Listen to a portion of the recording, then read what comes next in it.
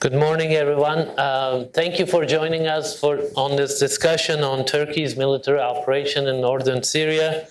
It's a military operation that started last week, October 9th. It is dubbed Operation Peace Spring. It aims to establish a safe zone in northern Syria while pushing the YPG away from the region. Those are stated goals of the Turkish operation, and it came on the heels of negotiations between Turkey and US about creating a safe zone. Apparently, those negotiations have failed, and as Turkey pushed for the establishment of the safe zone, President Trump decided once again to pull troops first out of the way of the Turkish operation, but then now he's talking about completely withdrawing. And this kind of happened back in December of 2018. We did an event in January of this year to discuss the US withdrawal from Syria. So it's in some ways it's a replay of what's happened already, with President Trump wanting to leave Syria, not wanting to be involved in what he calls Middle Eastern wars on the one hand, but then let's say foreign policy establishment, some of the bureaucracy, foreign policy makers in the U.S. government kind of pushing back and arguing for a longer stay in northern Syria for a variety of reasons. They'll cite strategic reasons, military reasons, the reasons why we should be there. But in the latest operation, I think the public response, public reaction against the operation and Trump's position has been very strong. The Congress was involved. Lindsey Graham, close ally of the president, opposed them and all that. So you've been hearing in the news a lot about this operation, often couched in terms of U.S. abandoning the Kurds, an umbrella term used for SDF, which SDF, Syrian Democratic Forces, the backbone of which is YPG, PKK, Syrian branch. Sorry about the acronyms, but we always have to clarify these things once again. But from Turkish perspective, it's not the Kurds, it's the YPG. So there's a lot that's been happening over the past week, and I don't want to go through every detail of what happened. I'm sure we are going to talk about quite a few of those, but we would like to, this panel would like to sort of frame Turkey's operation in a bit of context of the Syrian civil war, what has been happening over the past 7 years. Not talk about operation only today, which we will, but contextualize it and then discuss what kind of reaction, impact it might have on the U.S.-Turkey relationship going forward. As you know, Vice President Pence has, I believe, just finished his meeting with President Erdogan in Ankara. We'll discuss quite a few of these issues this morning. Thank you again for joining us. Of course, I have a very distinguished panel with me. Mike Doran is Senior Fellow with the Hudson Institute. He's one of the few privileged experts who's been retweeted by President Trump just as the Turkish operation was starting. But Mike Doran has been commenting and writing on this operation and its implications quite a lot these days. And his colleague, our colleague, Michael Reynolds, is a professor of Near Eastern Studies at Princeton University. We are really grateful he made this trip down here for us. Thank you, Michael. And Michael also wrote something with a piece on the issue about Turkey's concerns, especially alongside Mike Doran. So their bios are included here. I don't want to read it, and I don't want to take too much time. So I'm going to turn to my panel for their comments, for their initial comments, and we'll try to do a bit of a question and answer back and forth. But we'll start with Dr. Reynolds. Thank you, Michael. Thank you, Kadir. And I guess I wanted to start out by saying I'm happy to be here. I'm happy to be here in the sense that, why am I here? I'm here because I'm an historian of the Middle East, and I'm here because I think it's a civic obligation of those of us who study the region to share our knowledge with the public, and I think that's especially important right now. This is a moment where there's a great deal of confusion and misunderstanding that's influencing the conduct of American foreign policy and the public's perception of that foreign policy. And a lot of the people are suffering as a result, and I think also American national interests are being harmed. So that's why I'm here. It's certainly not a fun occasion to be speaking right now, given everything that is unfolding in the Middle East, inside of Syria, and between the United States and Turkey. I'm not going to give a lecture here. This isn't the time or place for it, although I'd be happy to do that if someone wants to invite me to do that. As an historian of the Middle East and as a scholar of international relations, I'm used to working with complexity. Moreover, being an historian, we're used to looking at large blocks of time. But I have to say that the number of events that have taken place in the past week have really been stunning. The way things have turned around. I think that in itself, one could give several lectures on the twists and turns that the past week has seen in just Turkish-American relations.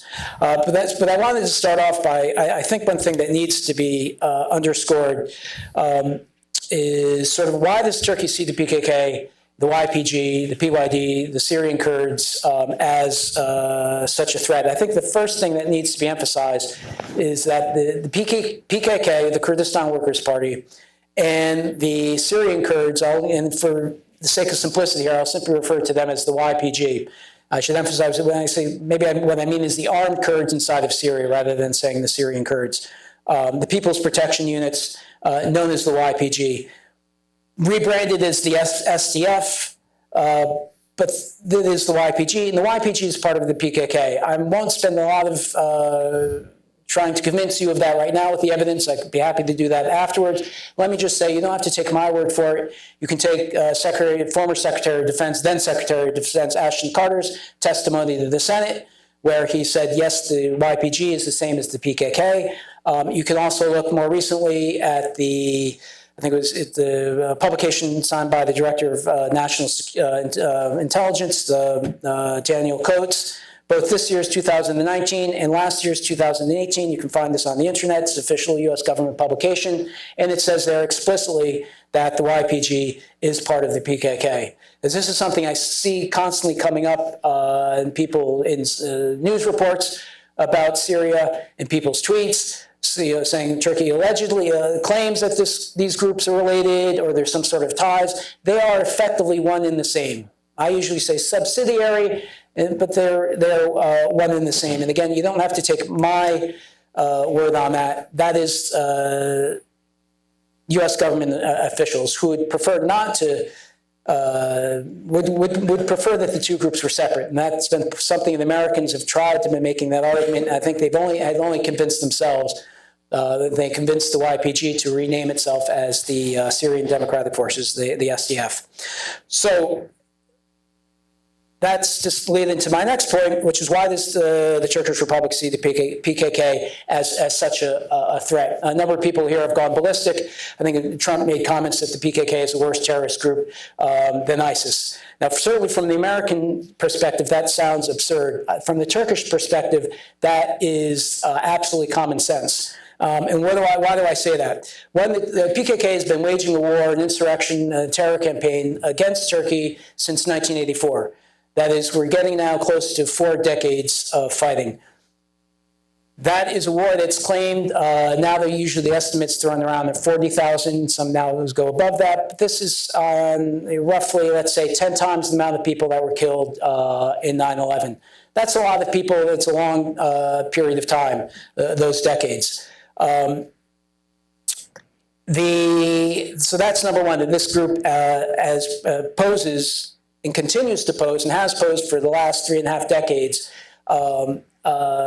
a direct threat to the security of Turkish citizens.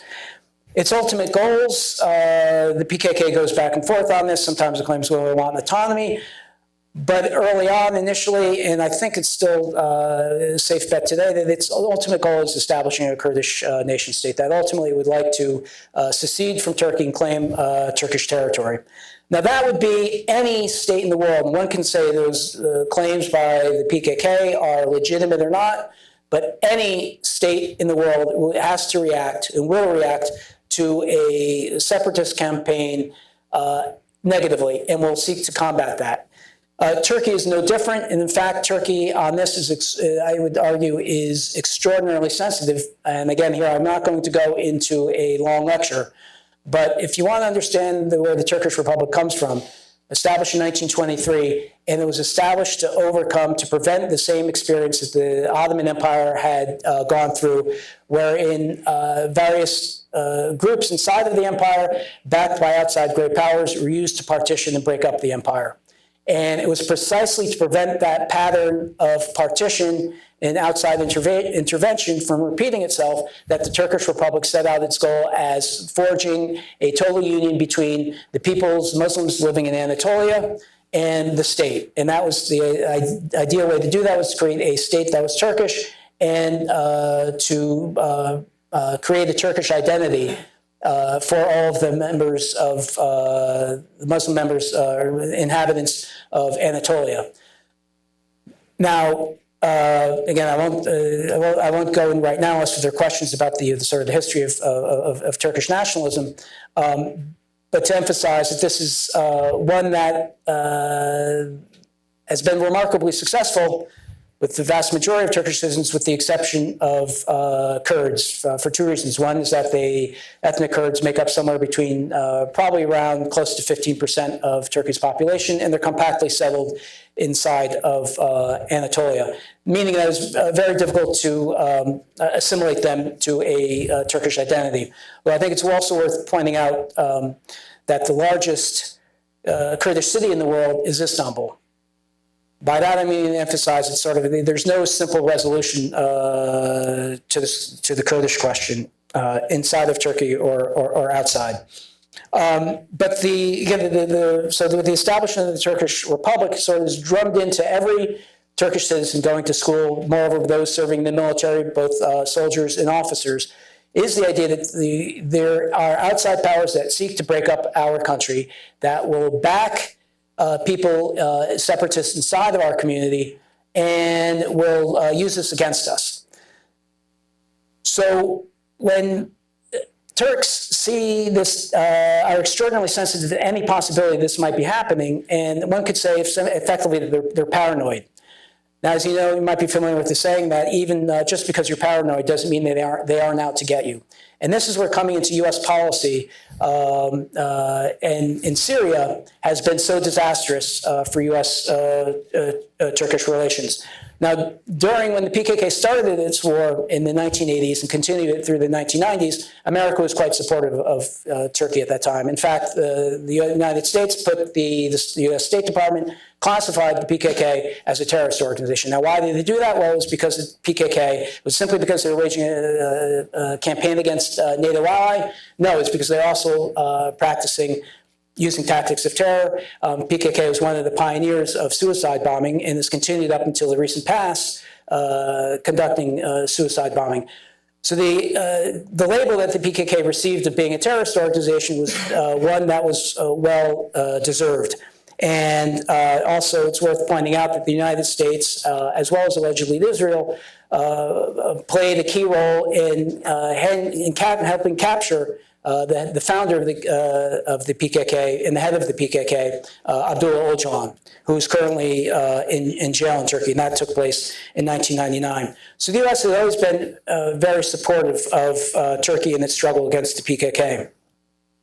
Now that changed in 2014 when the Obama administration decided that in its the campaign to go after ISIS, they would prefer that the easiest option was to work with the subsidiary of the PKK inside of Syria, the YPG. Now, again, you don't have to take my word for this. You can simply look at one of Obama's own officials, Amanda Sloat, who was Deputy Assistant Secretary of State for the Eastern Mediterranean.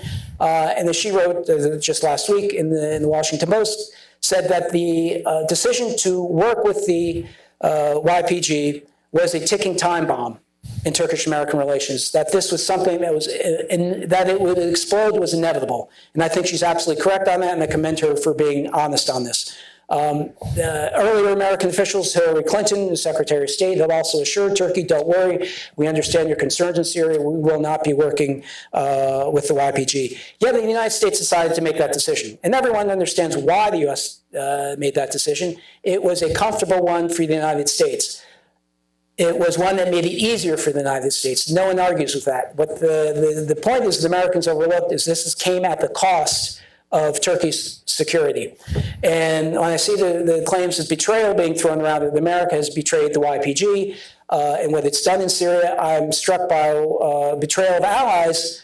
We have an ally, a treaty ally, Turkey, member of NATO, with whom we've been working with their primary enemy, and one that has conducted and continues to conduct acts of terror inside of Turkey. Unfortunately, that bizarre comment that there were no Kurds at Normandy, I think a better point might have been that there were Turks inside of Afghanistan serving alongside American forces. And the idea that the United States, I was stunned when I saw the United States beginning to work with the YPG, because I knew how offensive this would be seen to Turks, not just simply offensive, but also, at one level, it's a sign of almost contempt, but it's also a direct threat to Turkey. That genuinely stunned and surprised me. I just lost my train of thought on, so that genuinely stunned and surprised me.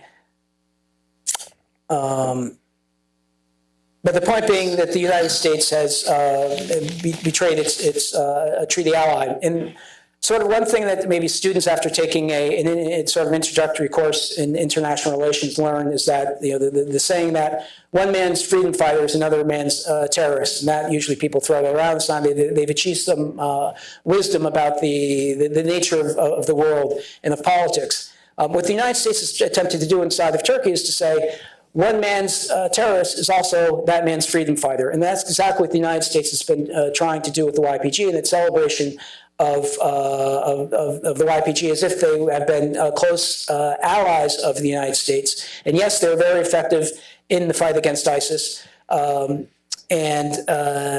This is something the United States benefited from. However, I don't think that the YPG, the PKK, have been active in that region for some time. I don't think they were they benefited a great deal. In fact, they benefited more from the campaign against ISIS than the United States. It was their self-interest to fight ISIS. And they know how to look out for their own interest, which, again, I was rather surprised now that many people in Washington apparently have been stunned by the fact that the YPG is now cozied up with the Assad regime in Damascus, which shouldn't surprise anyone. But yet it seems to have done that in Washington. Maybe on that I will conclude. Again, I think that the expectation, Turkey's been, to come back to the piece that Amanda Sloat wrote last week, where she said that this was a ticking time bomb in Turkish-American relations, and it's amazing how long it had lasted before it exploded this past week, and she credited American military officers with handling the relationship. I would actually say, I think the more of the credit, if you will, or what I've been surprised with how much Turkey has tolerated the U.S. presence inside of Syria. And this is something that Turkey's been warning for years now, that they were going to go into northern Syria, and had been asking the U.S. repeatedly to stop supporting this, stop working with the YPG. And this wasn't something that came out of nowhere. And one could also say a few words maybe about the U.S. I think some of the failures of the U.S. military to be more prepared for this turn of events, but I won't comment on that in order to give some time to questions and for Mike Doran to say a few words. Thank you, Michael. I think the fact that you highlighted how Turks might be considered even paranoid about, because of the First World War, all these countries coming and trying to divide up Turkey, and now they're like, all those people who said that was America's goal was being proven right. In a weird way, because it was often dismissed as a conspiracy theory, but then, this is a very problematic relationship for the Turkish public opinion. I remember when there was a huge scandal, when there was alleged evidence that Americans, or like a picture of an American official meeting with the PKK back in Iraq. And this is, I don't know, maybe it was 10, 15 years ago. And now they then see America doing this openly. Again, it's both a slap in the face to a country that is a formal ally of ours, and also one that has lived up to its obligations by doing things, contributing to the U.S. effort in Afghanistan. And then it's also those supporting, so it's a symbolic slap in the face, but then it's also more than a slap in the face when we're giving arms and weapons to a group that is waging a campaign of terror inside of Turkey. Can I ask Mike a question? Yeah, sure. Let me ask you, if you've been watching Brett McGurk, the former counter-ISIS coordinator, making the case against Turkey here, one of the points that he makes, and people throw this at me often, is that, okay, I got it. YPG is an extension of PKK or has substantial relations to it, but they were not carrying out any cross-border raids against Turkey. So basically, I think the perception is these people, these armed Kurds in Syria, were protecting their homes in Syria. We're not working as part of a larger movement. How come there couldn't be some more consideration given to that? One answer to that, that would remark me something. Well, why in World War II did the United States attack Germany? Why did we open the war against Germany when it was the Japanese attack Pearl Harbor? Or why did we invade Italy? To put it more, to relate more directly to Syria. I think it was 2016, and I remember this, I was there at the time, when there's a suicide bombing in the center of Ankara, the bus stop that like many people living in Ankara, a central one, used. And it was conducted by a woman from the PKK, I think she was something like 24 years old. She had been trained in northern Syria. The idea that they hadn't conducted attacks out inside of Syria means we shouldn't touch them will be, again, sort of the equivalent, I think, of making the argument that the United States should not have invaded France in 1944 because there had been no attack from those territory from the Nazi forces there. And not drawing equivalence here between the PKK and the Nazis, that's not my point. But this is one united organization. Yeah. And I think Turks also felt, PKK was essentially building capacity. It's not, for the time being, they weren't attacking Turkey, but they were going to eventually, because PKK continues, it hasn't renounced violence against Turkey, it hasn't disarmed against Turkey, and it doesn't, so I think that the bigger picture here also is that the Turkish concern about the PKK is not simply one of the use of terror tactics. It's also the ultimate goal of the PKK of claiming territory inside of Turkey, currently Turkish territory. And the PKK, the goal there in Syria is quite clear. What they want to establish is a quasi-state, get experience in running a state, and ultimately the hope is perhaps gain sovereignty, and this will form the kernel of what would become a Kurdish national state. Yeah. And which is one reason why they've also engaged in sort of, I understand the credible, effectively charges of ethnic cleansing and settling Kurds, establishing a secure area that they can then claim as their own. That, again, is something one can disagree with Turkey's policies, but to expect Turkey not to see this as a threat and not to go into Syria and to knock over, disrupt this project of the PKK-YPG is just the ultimate in naivete. Mike, I want to give you your initial remarks, time for initial remarks, although we started the discussion. The discussion, yeah. So thank you. Thanks to everyone for being here. I have a sort of larger concern, and then I'll talk about some of the specifics. Just my larger concern is the politics of this whole episode. It's hard to remember an issue in foreign policy that became so politicized and divided the United States from one of its close partners. I can't think of another example of this, but the picture that the average Turk has of what's going on and the picture that the average American has of what's going on couldn't be more diametrically opposed. I mean, the average American looking at this sees these people who were fighting for their homes, fought with the United States to defeat ISIS, and then the Turkish military moved in, kicked out the Americans, their allies, and started fighting and started killing these people who had been protecting us against ISIS, who had sacrificed with us against ISIS. And then, of course, as Mike just so cogently expressed, the average Turk looks at this and sees the United States supporting a group that seeks to partition Turkey.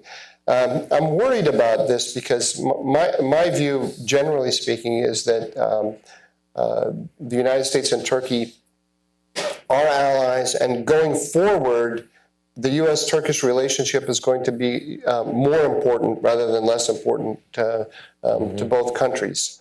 Or let's just say, I should be a little bit more circumspect because I don't know how Donald Trump and President Erdogan are going to play their hands as this thing develops. I would say that I think that there is a potential for the United States and Turkey to find themselves once again, as they did during the Cold War, as close allies. But the politics of this, which are so bitter on both sides, have the potential of driving a wedge between us that could last for many, many years. And so that's my concern. My concern is to try to counsel that cooler heads should prevail, that the two sides should see that they share more than they realize, that there are people on the American side who are very much concerned about Turkey's security concerns, take them seriously and are working toward it. And hopefully say to my American friends who are seeing Turkey as having been lost, that it really isn't the issue at all, the case at all. In my mind, I very much agree with Mike. In my mind, there's nothing in Turkish politics and foreign policy that compares with the PKK issue. This is the absolute most neuralgic point for Turkey, and the United States has been just punching away at it without realizing it. I mean, inadvertently. Obviously, the Turks have been telling the Americans that, but I don't think that the Americans fully realized it. It's terrible at a time like this, because people are dying. And there is a great sense in America of betrayal, whether we agree, everyone here on the panel or not agrees that that's the right word to use. That is the sense that a lot of people have, and they come to that sentiment legitimately. I mean, honestly, it's not. There are people who are manipulating it, I think, but I think a lot of people who have it, they have that sense quite honestly. And you want to say, they want to see a simple solution that the United States should just move between the YPG and the Turks and stop the fighting. In my view, that's simply not realistic and not possible. And my concern in all of this is that we need to see the big structural picture correctly, and we need to seek to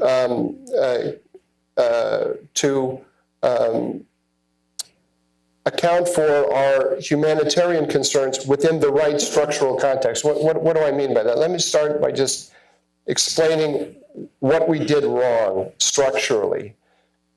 Mike mentioned that the PKK. It's not surprising that the YPG PKK is now moving up under the Assad regime and the Russians. Mm-hmm. Not only is that not surprising, and Mike said it's surprising to Washington. It might be surprising to Washington, and it might even be surprising to official Washington, but it is not surprising at all to the Americans who were the architects of this relationship. They knew it, and it was baked in from the beginning. And Brett McGurk, one of the architects, wrote just a few months ago back when President Trump said he was going to when he first said he was going to pull the troops out. McGurk said the solution to this problem is that the United States should negotiate a deal with the Assad regime and take our YPG partners and help them and move them up under the Assad regime. He didn't come up with that on the spur of the moment. That was the plan all along. The Americans made one of the reasons why the YPG was so attractive to the Americans. Remember, President Obama said basically, I mean, he never said this out loud publicly, but the instructions that he gave his aides was, I want to defeat ISIS. I don't want to do it with American troops. I want as light a footprint as possible. And I don't want to use anyone who is going to be attacking the Assad regime. Why? Because he was in the middle of negotiating the JCPOA with the Iranians. Obama's entire vision of the Middle East was to align the United States with the Iranians, or at least to minimize as much as possible the friction on the ground with the Iranians. So Brett McGurk, I keep going back to McGurk because he's out there in the media telling a completely different story, or he's telling a story that leaves out all of the aspects of Russia, Iran, the United States, and alignment with them. It's not by accident when you step back and you look at the big picture and you see that the United States defeated ISIS in Iraq with units that were armed, trained, and equipped by the Iranians. Okay, we didn't do it side by side with them. We kept one step removed. But that's what we did, and we knew we were doing it. And the same thing in Syria. The only way you can have an ultra-light American military footprint in Syria is if the Iranians and the Russians and the Assad regime are not going to be exceptionally alarmed by what you're doing. And the YPG, the PKK, has always had good relations with the Iranians and the Russians. And we worked with them, and that was a way of saying to the Russians and the Iranians, don't worry, we're just focusing on ISIS, we're going to leave, and then we're going to hand it to you. That is completely consistent with the Obama administration's policy of the deconfliction zones, by which in Syria, by which we basically help the regime to retake control of areas that were controlled by rebels. That's basically what we did. Again, not admitting that that's what we're doing, but it's all part of a consistent picture. And the YPG never abandoned its relationship with Russia and Iran. It was open. The YPG had in Qamishli in the east. It allowed the regime to remain there. Even Hezbollah elements are there in Qamishli. The United States never said to the YPG, shut that down. And the Assad regime used the Qamishli connection. You have flights from Damascus to Qamishli, and then from Qamishli down to Deir ez-Zor, where there's another little pocket of regime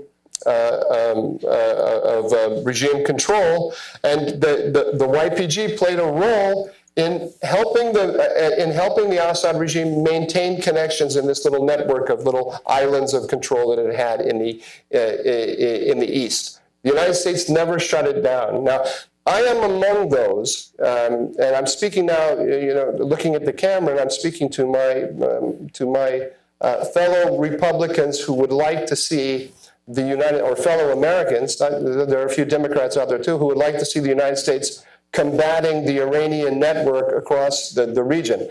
I am one of those who would have liked to have seen us leverage the position in Northern Syria to become a position of power that we would use to prevent the Iranians from creating the belt. But that was never from creating a corridor from Baghdad to Beirut. That was never the DoD's mission in Syria. The former commander of CENTCOM, General Votel, testified before Congress that countering Iran in Syria is not a DoD mission.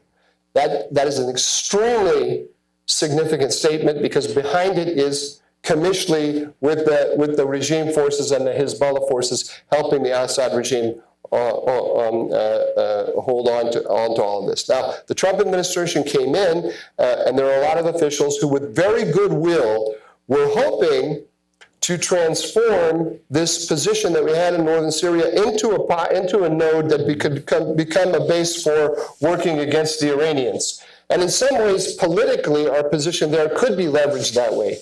But militarily, it could never, ever be done, because the minute we started actually using that position, if we were to ever have done that, then we would have lost the PKK support, because this alliance or this accommodation between the U.S. and the PKK was based from the beginning on the notion that we would allow it to maintain its relations with the Russians and the Iranians. Now think about it. The U.S. and I'll just make a couple of statements here. You're Donald Trump. And President Erdogan comes to you and says, "Look, enough is enough. You guys, whether you're intending it to or not, are building Rojava.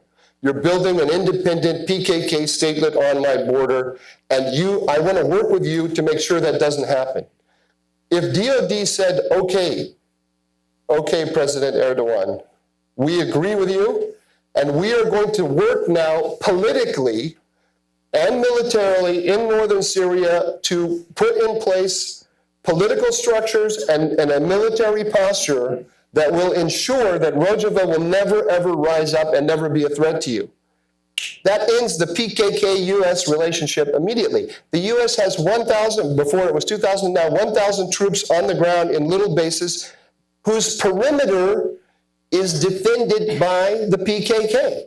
If the PKK, so what I'm trying to say is, there was an implicit bargain here, not just that we would allow the PKK to maintain its relationship with the Iranians and the Russians, but also that we would allow the PKK to have to run the politics behind our military line. We don't get involved in politics. We just our rules are you don't carry out cross-border raids into Turkey, and then we're fine. As long as you don't do that, we're fine with you. But we didn't get in. We did not have a political vision for the order in Northern Syria.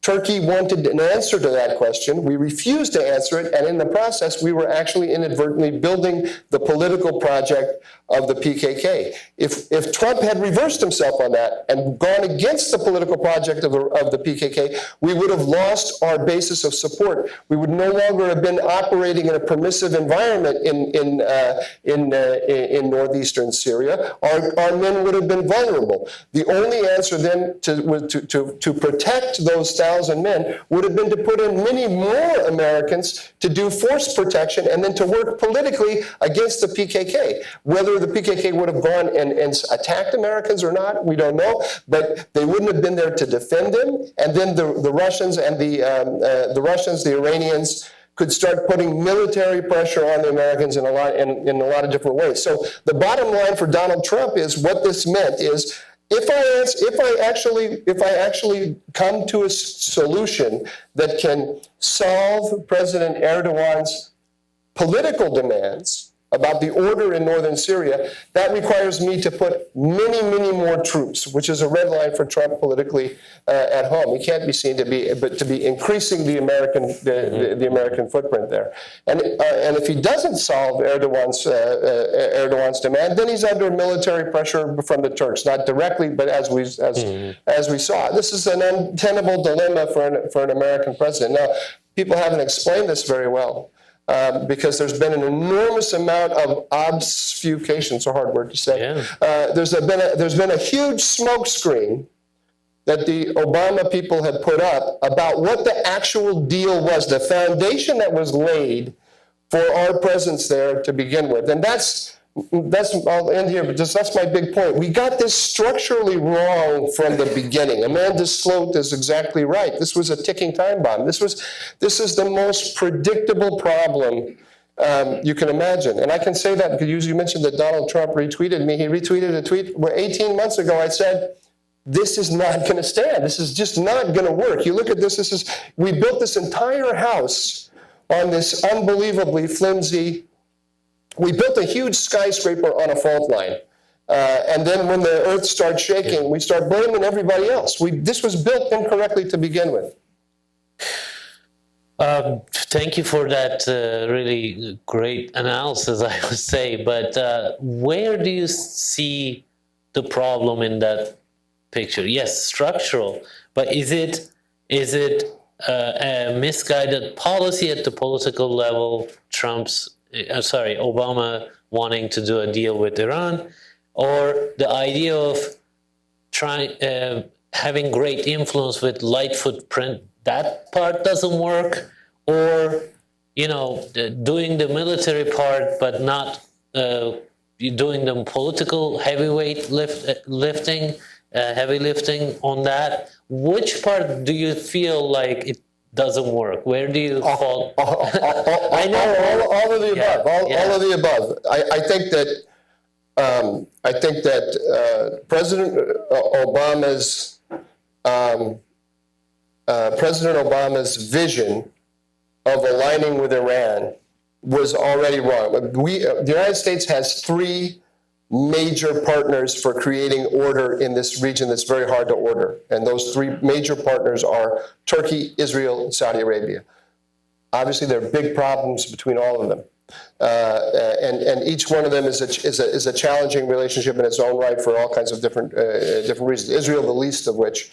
But for Turkey and Saudi Arabia, these are challenging relationships. They don't like each other. The job of the United States is to work with them in their neighborhood and then to deconflict between them. That's how I see the job. Mm-hmm. And Iran is the enemy. President Obama didn't see it that way.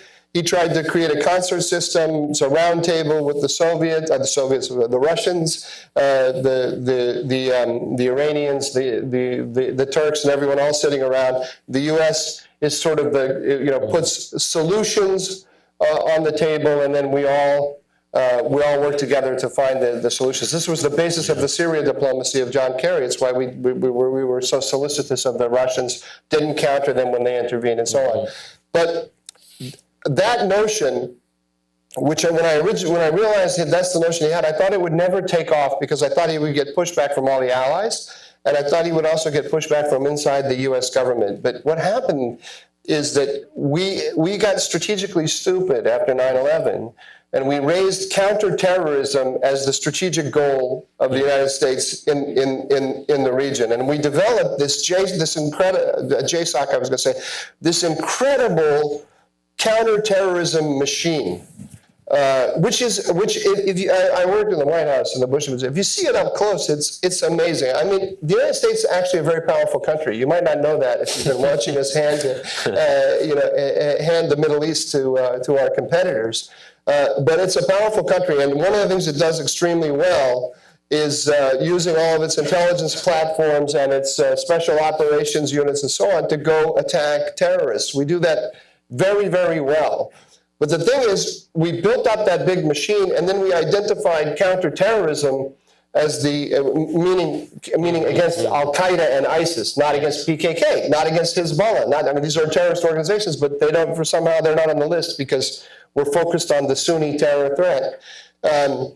We have that machine, And the machine started, the machine just sort of took over. And I saw it when I was in the White House. You know, the Middle East is confusing. Even to Middle Easterners, the Middle East is confusing, right? It's very hard to get a sense of it, of what's going on. And there's the guy in the room in an American strategic discussion who always knows what he wants to do is the counterterrorism guy, because he wants to go whack terrorists, right? And and you can't, it's a very hard argument when a counterterrorism guy says, I want to whack a terrorist. It's very hard to be the guy who says, let's not whack that terrorist, you know, because that's going to cause us problems here or there. And because terrorism is not, it's a foreign policy problem, but it's also a domestic political issue. And you never want to be the guy who says, don't whack a terrorist, right? That's so this thing sort of took over. And that's what happened. And they found this we created this little island in northeast Syria, where we thought we were politically okay with everybody. We're okay with the Assad regime, we're okay with the Russians, we're okay with the Iranians, and we thought we were okay with the Turks. Why? Because they're our ally. Because we told them, sit down and shut up. And then when they didn't, we said, well, you're being a very bad ally. Right? It amazes me to see the sense of betrayal about Turkey today. There is more anger at Turkey today for defending itself against this PKK threat than there is in the United States, than there has been over the last 10 years at the rise of Russian and Iranian power. The Russians and Iranians went into Syria. They killed 500,000 people in the most brutal fashion, dropping bombs on bakeries and so on, driving population out into Turkey. And where is the anger and the outrage at that? Because that is the thing that I have been watching for the last few years, and that I have been most concerned about. And then to see that, I do understand the sense of betrayal. I do. I don't completely share it, but it's deeply unsettling to watch American troops pick up and leave, to watch people die, and to see this work. All of it, it's very unsettling. I understand the emotions, but where was all the emotion about everything else that went on, and the thinking about it? It's startling to me. The sense of humiliation you mentioned earlier is actually, I don't think many people knew, but like Americans being protected by the YPG was an unsettling idea too. For Turks to see a base, to see a picture of a base, or to see American soldiers when you remember there was there was this episode, I can't remember what it was. The idea was when they were wearing the YPG patches. That was very unsettling for Turkey. And even with that, I think Mike's point was correct, that Turkey was patient about it. They didn't go out there and try to punish American diplomats, etc. They asked for explanations, because on the ground they were seeing this happening already. So I think they weren't totally surprised, but that was really bad PR. But what I'm trying to say is that the Americans think that U.S. is there fighting ISIS and supporting an organization, let's say Kurds. But what we found out is the YPG is actually protecting American troops. Yeah, this is in the perimeter. That's the thing. Our position there was so weak because we. So what happened then is we reversed the proxy relationship, right? So if we had done this systematically as we should have, the ally is Turkey, the proxy is the PKK, and so we should be able to tell the proxy, do X, Y, and Z. Mm-hmm. So we should have been able to tell the proxy, I'm sorry, we're going to have to have local political control over Kurdish areas, and we're going to have to set up political councils, and you're not going to be able to play a role in that. You can be outside the towns working with us, but we have to assure Turkey that you're not going to set up political control. Turkey's going to have a role in vetting the local council. I'm making up, some kind of discussion. We couldn't have that discussion. We could never have that discussion with our proxy, because our proxy would say no, and we won't defend you anymore. So the result of that is that we became, and we still see it in even the communication, this letter that's getting so much press between Trump and Erdogan, in the communication between the United States and Turkey. I mean, when I read that letter from Donald Trump, the thing that struck me is when the president says to President Erdogan, General Mazloum, I can't remember the exact line, but General Mazloum is ready to make some concessions, right? So the United States is becoming the mediator between President Erdogan, the president of Turkey. It's been an ally of the United States since, I don't know when, 1953. Fought with the United States in Korea, fought with the United States in Bosnia, Kosovo, with the United States in Afghanistan, where we have military bases, we have intelligence platforms, we have a long history of a relationship and shared interests. President Erdogan and the local little leader of the splinter element of the PKK in Syria. You guys are, I'm going to have a negotiation, and you guys are on equal footing. Technically, his boss is imprisoned in Turkey. This guy's boss is imprisoned in Turkey, and I'm going to mediate between the two of you. From a Turkish point of view, it's an incredible insult. It's incredible. Michael, I want to ask you if you have reactions to what Mike has said. He's said quite a few things. He has, yeah. You can pick on anything you would like, but I think you outlined, the Turkish reactions, Turkish perception on this really well. So, how do you see the relationship going forward after all this? Right now, I only see it not going forward. I mean, things look very grim. I thought it was the right thing for us to do to get out of northeast Syria. I mean, we made the case for why Turkey has reasons to go into to Syria, and it was, again, this was something that was inevitable. Mm-hmm. I mean, Turkey was going to do this regardless of who was leading Turkey, and that brings me to a point that I think I'd like to emphasize now. It's one that actually Mike and I made in the op-ed that we published last week. Op-ed that's available, the Wall Street Journal? Yes. I think we have printouts of them here. So, and that is this point. One thing that has struck me, I understand the frustration and even some of the anger in Washington over the course of the last decade or so with Turkey.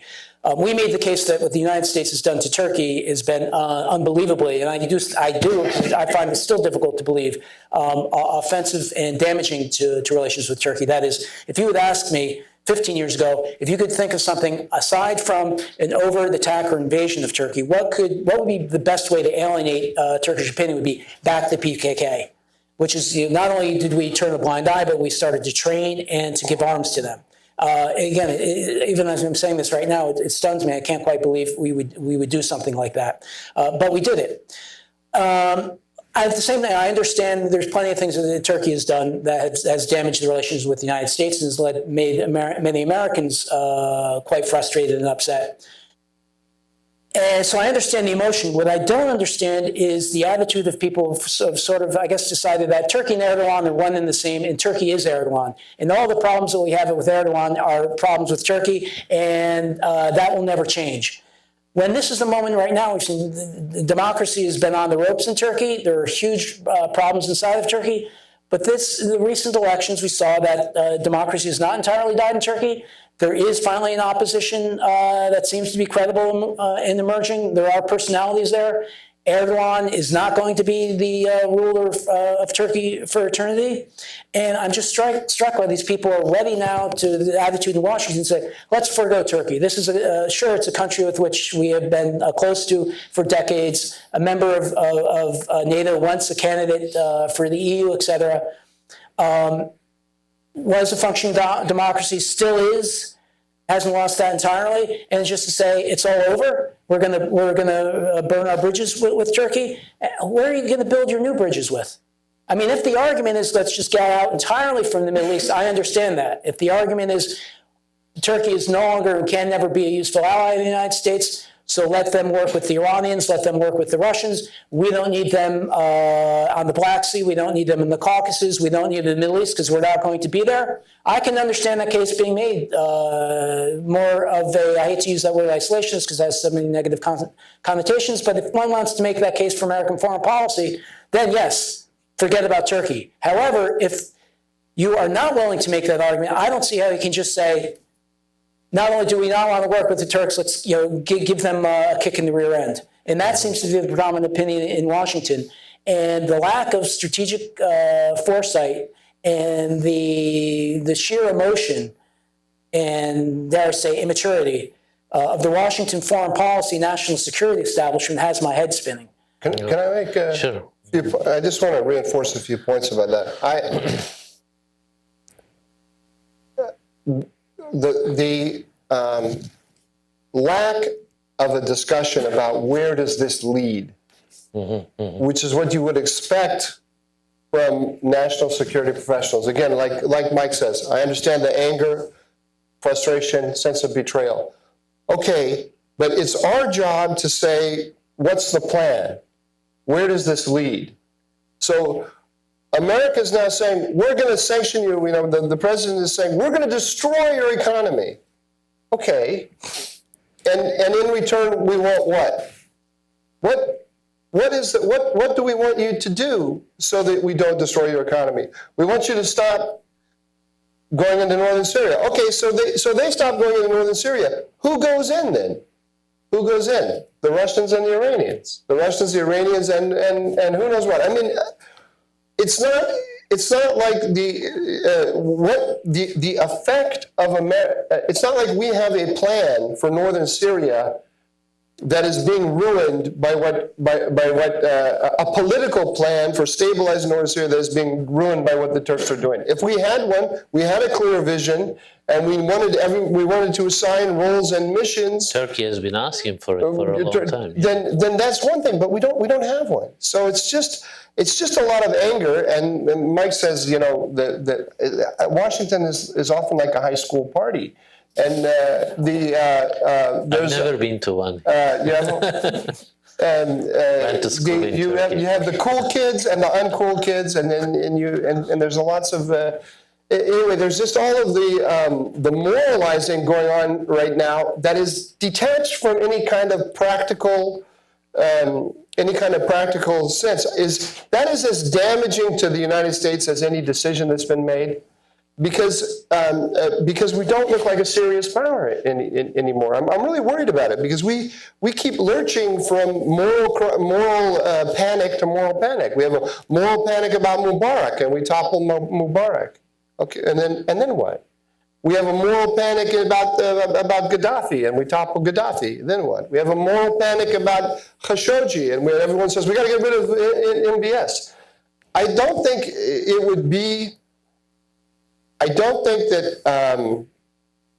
that President Erdogan would be unjustified if he thought that some of the people who are calling for sanctioning the hell out of Turkey, what they really want is regime change in Turkey. That's the behind there is that goal. I'm not saying that everyone is saying that, but that there are some people with such a plan. And I would say to my American colleagues, if they are calling for sanctioning Turkey with that plan, or just because they're angry and they just want to sanction the hell out of Turkey because they're angry, where's it going to lead? What is it about the regime change policies that we've carried out? Let me put it this way: it is a regime change policy, whether it recognizes itself as that or not. Yeah. And where has this succeeded for us in recent years? This is not the way to approach the Middle East in general, and especially not a long established ally like Turkey. It has succeeded for anti-American sentiment inside of Turkey, though. Those who have been arguing against the United States for decades now. I mean, we talk about handing a gift to them and gifts to Erdogan. It should be emphasized that the invasion of Northern Syria, the attack on the PKK-YPG, is supported across the board by Turks. This is virtual unanimity on this. Now this announcement that we've destroyed the economy. Well, now Erdogan has essentially an excuse for any time. If the hope was the weakening Turkish economy is going to erode support from Erdogan, now people say, well, he's not to blame, it's the Americans. What could be better for anti-American sentiment in Turkey? Can I make one more point? Okay. I want to reverse myself entirely now. Now that I argued, I want to argue that. I was about to turn to questions. Okay, but I'll just reverse myself very quickly. Having said all that I just said, and in reference to what Mike said, Turks have to recognize that there is this politics in America that nobody's in control of. I mean, there are a lot of factors that have gone into this outrage, and we have to start from the recognition, as I said to begin with, that when Americans see the picture of what's going on in Northern Syria, rightly or wrongly, they see Turkey kicking out Americans and then attacking the people that saved us from ISIS. That is a public perception that we are going to. That's very hard to dispel. That's just a fact of life, and just as it's a fact of life for America that the Turkish operation in Northern Syria is very popular in Turkey, it's a fact of life that it's very unpopular here, and there's a clamor for sanctions. And Donald Trump is clearly trying to negotiate between what public opinion is demanding. The vote against him in Congress is, as bad as the impeachment thing, and it's related to the impeachment thing. Some people are using this to damage him personally. So he's trying to find a path between that public opinion and the needs of Turkey. And I hope that President Erdogan comes to this with a similar sensibility, that salvaging the U.S.-Turkish relationship is more valuable than taking one more town in northern Syria or totally vanquishing the YPG. I would hope that he would be in a frame of mind of wanting to compromise in order to meet Donald Trump's needs, political needs, because I think that together there's a way out. There is a way out of this if we recognize it now. But if he continues if he goes for maximal gains in northern Syria, I'm afraid he might lose the United States. Just one thing: since last night that letter was leaked, the debate in Turkey is twofold. One is we should now kick out Americans from Turkey, and and this is the opposition that's saying it. They should give a deserving response, etc. While the cooler heads, like you said, are saying, well, this is leaked on purpose to undermine Pence's visit and trying to sort of find. So I think there are definitely there's a definite sense of, okay, relationship with the U.S. is important. I don't see too many Turks. I see many Turks as flip side of the U.S. ones that say get rid of, just give up on Turkey. They say give up on the U.S. They were trying to establish a Kurdish state from the beginning, PKK state from the beginning anyway, but then there are others. So anyway, I share your concern. Hope U.S.-Turkey relationship. I'm confident it will survive because it has survived major crises in the past. But I want to turn to our audience for their questions and contributions. Please identify yourself and wait for the microphone. And I'll collect a couple to save some time, and I'll make sure they're answered. Thank you so much for your presentation. I have two quick questions. One would like to return to the letter of President Trump to the President Erdogan. What was the main purpose of this letter? To insult the President Erdogan or threaten or just show the consequences? Because the letter was written in a way far from being diplomatic language, contemptible language. And on October 22nd, there is a planned meeting between President Erdogan and President Putin. What can we expect from this meeting, since it seems that Assad's regime might be involved in the military fighting in Northern Syria? Can you identify yourself also? Yeah, Aram Avetisian, Voice of America. Thank you. Let's collect a couple more. Thank you. I'm Leon Weintraub, a retired member of the Foreign Service. I fully respect and understand our strong relations with Turkey as a NATO ally. With us in Korea, took the lead in Somalia when the U.S. went into Somalia, and obviously in Afghanistan, Kosovo, and other areas.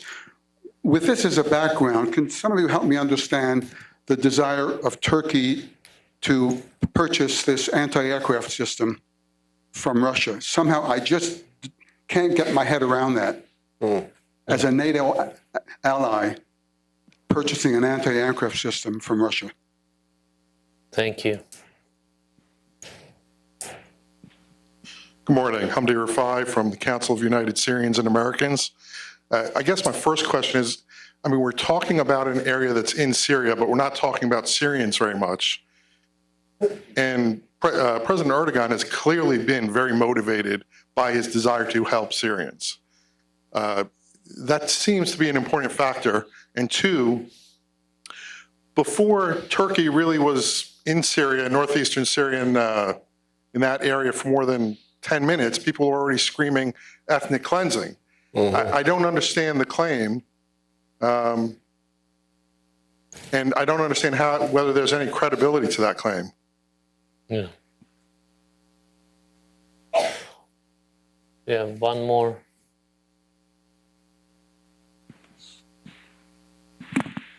Hi, Matthew Petty, National Interest. We've talked about how the YPG has links to Iran and Russia or had a working relationship with them. Now that there's the potential for Turkey to be in a shooting war with the Syrian regime, or at least opposed to them, what do you think the future of Turkey in U.S.-Iran relations is?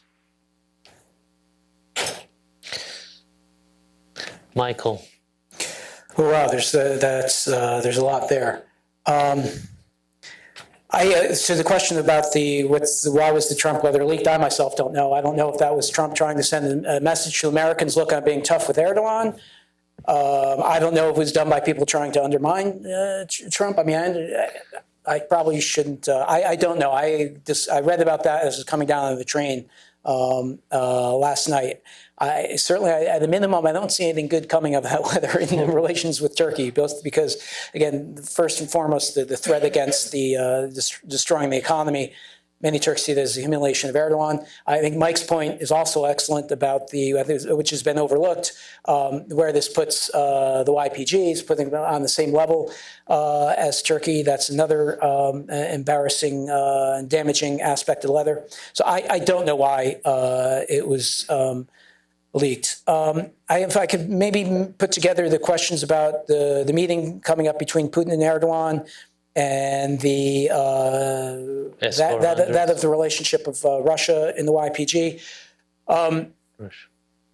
I could say a lot about Russian relations with Kurds. Rather than spend time on that, I'll point you to my book and to some articles that I've written on the history of that by saying no one has been more involved in the Kurdish question than Russia. And this goes back to Tsarist Russia, and in particular the beginning of the 20th century, though it goes before then. Throughout the 20th century as well, when the Soviet Union and after, the Russians have worked very closely with Kurds, have maintained good ties, in particular with the PKK, YPG. One of the things that now with the breakdown in Turkish-American relations, this has given now Russia a great deal of leverage to Turkey. And this is, I think, a very worrisome thing for Turkey. Is Turkey's going to be exposed now to Russia pressure from Syria, both in support of the Assad regime, but also now the question of how will Russia handle and use the YPG, the Kurds, and the whole question of Kurdish claims on Turkish territory. That is I think worrisome for Turkey. Might be one of the things that will be, as Mike was discussing earlier. This is sort of going back to a pattern that we had earlier in the 1980s, 1990s. That may bring maybe Turkey and the U.S. to patch up the relations. On the question of the S-400s, why did Turkey buy those? Part of this is something that is really much stronger and deeper than Erdogan, and that is the Turkish desire, which goes back to Mustafa Kemal and the founding of the Republic. We want to have ultimate independence, and total sovereignty. We don't want to be dependent upon anybody. And there has been a long time feeling in Turkey, again, going back decades, the beginning of the relationship with NATO, that we are too dependent upon the West for our arms, and they can use that against us. And there are multiple examples, the crisis over Cyprus, embargoes were put on sale of weapons to Turkey during the wars in 1991 with Iraq, the failure of Europeans to deploy missile defense systems to Turkey. This has been a constant sort of thing in the Turkish mind and psychology. Remember, when our allies are supposed to be there, they haven't been there. We have to have our own weapons. So Turkey, as part of that, has put a great deal into developing its own arms industry. And one reason for why they've bought the S-400s, diversify our arms suppliers. So we're not entirely dependent upon the U.S. In particular. It's also tied up sending a signal to the United States is that, look, we do have options. And the way you've been treating us, don't think you can do it from now until eternity. And that we do have options in here. We're going to demonstrate that. That's another important aspect of that. And the symbolism of when the S-400s were brought in, that they were done on the 3-year anniversary of the failed putsch of 2016, where Turkey really, I think justifiably, thought that there was a lack of American support for the government, that this was like, they were underscoring that. So all these things work together. It's not simply Erdogan. It's a much broader thing in Turkey, the desire to have, and it's understandable for any state, but it's, again, one of these things that's particularly strong in Turkey, the wish to diversify its arms suppliers. But it has also the meaning with, it's an expression of dissatisfaction with the United States. On the question of Syrians in Syria and this whole question of the population movements, I mean, one of the other things that has really been, has probably pushed Erdogan to undertake this invasion of Syria's desire to get rid of some of the, close to 3 million Syrian refugees in Turkey, which has been a tremendous burden inside of Turkey, and there's a great deal of dissatisfaction of that. So one solution to this is to put them back into Syria, which has led to charges of demographic engineering, which, one can see easily the strategic rationale from that from Turkey would be better to have that border now populated by people who are not ethnic Kurds, as people with the PKK, YPG could never hope to recruit. Whether or not Turkey, will they do that, I don't know. But I don't know what to make of, to be honest, the claims of, there's been all sorts of, ethnic and sectarian cleansing going on in Syria, done by Iranian militias, it's been claimed. The YPG, it's been claimed, has also driven out non-Kurds. ISIS, of course, they go after anybody who's not going to submit to their interpretation of Islam. I'll just say I don't have a lot of claims going. They're all plausible to me, but I couldn't say more than that they're plausible. And I think on that I'll conclude. Thank you, Michael. Can I say just a couple words? Yeah. I'll let you answer to all of them. I just was gonna underline the letter's date is October 9th. Mm-hmm. So the operation started basically the next day, that evening. So he was ready to go, and President Trump probably wanted to do a last kind of attempt to stop the operation because the discussions, in New York, we listened to Erdogan. He said he was ready to go. His plans were all set. Right. But go ahead, Michael. Just a couple words. I agreed with everything Mike said. Mike put it in a kind of larger framework or longer framework. I'm talking about the S-400s and the general orientation with respect to Russia. I look at it in the same light, but in a shorter time frame. Going back, I think to when did the Turks shoot down the Russian fighter? 2015. Something like that. Yeah. In 2015, I was very disturbed by the American reaction when the Turks shot down the Russian fighter in 2015. And it's good that we should all remember this, because relations between Turkey and Russia were extremely tense at the time. A Russian fighter violated Turkish airspace. The Turks shot it down. And the Americans basically, and the NATO allies basically defined that as a bilateral Turkish-Russian problem. They didn't approach it as the Western alliance dealing with a provocation by Russia, who has been carrying out similar provocations all along the NATO frontier. And that, I think, was a crucial moment because it sent a very clear signal, that and some of the other questions about a no-fly zone, patriots, and so forth, that the Americans were not going to tailor their policy in Syria to the security needs of the Turks. So if the Turks want to satisfy their security needs, they're going to have to do it unilaterally or in a non-exclusively American framework. So I regard us as having a role to play in forging this new relationship between Moscow and Ankara. I don't want to say we're totally to blame. I'm sure if I knew all the details, we could find lots of blame to go around. But we never approached it as we should have, as how do we work with our ally to solve his security concerns in our security framework. And that to me is the absolute crucial, strategically, that's the key question today. If we go through with this sanctions threat, I mean, people seem to be thinking that the Turks will just say, oh, sorry, we were wrong, and you were right, and they'll get out of Northern Syria, and that'll be the end of it. I think what we will be doing is we'll be driving the Turks further into the arms of the Russians. The Russians now have significant leverage over the Turks because of the YPG question. The YPG is now coming up under the Russians and the Russians, Iranians, and the Assad regime. Mike said that I said earlier that this reverts to an old pattern. I said that actually before we came out when we were talking to each other, and I didn't say it up here. This is the old pattern. When I say that, like back in the 90s, right? Back in the 80s and 90s, when the PKK was a Soviet asset, and the Syrian government was a Soviet asset, and they used it together. The Syrians and the Russians and the Soviets used it to put pressure on Turkey, and the United States then supported Turkey against the Soviets and the PKK. We're moving back to a set of relationships that reminds one of that era. But the difference here is that relations between the United States and Turkey are frayed. And Russia is not the Soviet Union anymore. It's a lot weaker. It's less of a threat to Turkey, and it's playing all sides in the Middle East.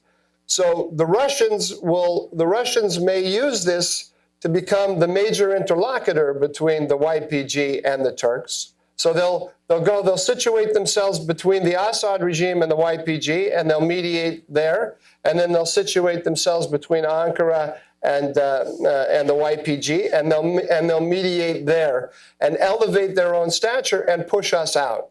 And then I'm sure that there are people in Ankara. I'm sure that I imagine that when President Erdogan sits down and talks with his closest advisors, they're asking themselves, do we work within the Russian framework, or do we work within the American framework, or do we try to mix it and play one off against the other? I think that when Americans are looking at this crisis, they should say to themselves, when the dust all settles, we want the Turks to be working within our framework. That's how we want it. Because the alternative for the United States is very, very dire, I think. Or maybe I'm being a little bit alarmist here. But if the Turks were to be totally alienated from the United States, and let's just say worst case scenario, which should be in our minds, if they're totally alienated from the United States and they work with the Russians and the Iranians to expel the United States from the Middle East, that is a very scary picture. And if we're going to go destroy their economy, it becomes a realistic picture. How long will our troops remain in Iraq if Iran and Turkey work with the Russians to expel them? We've already seen how quickly we pulled them out of Syria. I think there'd be a similar process there. And if the Turks teamed up with the Chinese to work with the Iranians to take over Gulf oil, this is the way the United States, when the United States actually thought strategically, from 1942 until 9/11. This is how we thought. We thought about countries that were important, big structures. How do we get it right so that we look after our interests and work to the detriment of our adversaries? We're not thinking like that right now. Okay, so I hope that extreme scenario does not materialize, Mike. I don't think it will. It will. Well, it will. I don't think the likelihood of it. Yeah. Sorry, I just. Yeah. The likelihood of it is not great. I understand you're making. But with the things that people are saying. Yeah. Turkey's not an ally. To hell with it. Destroy their economy. This is just crazy talk. And I would just add, as far as this idea that sanctions really have all that great impact upon countries, can force them to turn 180 degrees around, or even probably 20 degrees, I think is vastly overestimated. And the idea, it wrecked the Turkish economy. Look at Iran's economy is not exactly in great shape. Yet I don't see the Iranians somehow are still able not only to defy the United States, but extend their influence. And send precision weapons into Saudi oil fields. That and beyond. I mean, the story of the American-Iranian confrontation is one that over the last 15, 20 years is one that looks like one American mistake after another, which has handed the Iranians a victory. And blowing up relations with Turkey, again, I can't imagine who could be happier about that than people sitting in Tehran. Yeah, just to be the optimist, maybe point out the optimistic side. Basically with what happened over the past week, the U.S. administration is essentially throwing hands in. Okay, you got us. Is that the prospects, the future? Having to deal with Russia and Assad now on the ground, Iran, etc. That's not necessarily Turkey's first choice. It wasn't. Right. And we discussed this. Turkey didn't ask U.S. to leave. It asked to coordinate policy, create a sensible policy. But as you pointed out, we discussed this before we came out here. Yeah. U.S. A public opinion is not there for a bigger moment, and then there are other considerations you pointed out. But it has proved basically impossible, and also for the reversal of roles, like you discussed, right? Who are we allied with here? It became blurry because the main enemy, like you described, is not a state actor, but the terrorism in general. So that's a hard thing to create a policy on, I guess. Can I make one quick statement? Yeah. And it will be quick. Yes, it's hard to make a policy when you have this amorphous, we're against terrorism. And the United States should think that its role is to create order and to work with the partners who can actually create order, Turkey being the most important. On that note, we should be very much aware. I know I just drew the apocalyptic scenario, but from an American point of view, if the role of the United States is to push back against Iran and Russia, then now that the United States is divorced, it looks like we've divorced the PKK. I hope we have divorced the PKK. Well, then Russia is going to try to leverage the relationship with the Kurds to pull Turkey away from the United States. But there's significant friction now between Russia and Turkey, particularly over Idlib, and particularly over the fact that Turkey is still not a friend of the Assad regime, which is, of course, Iran's greatest asset. And Turkey is going to want American protection against the worst aspects of Russian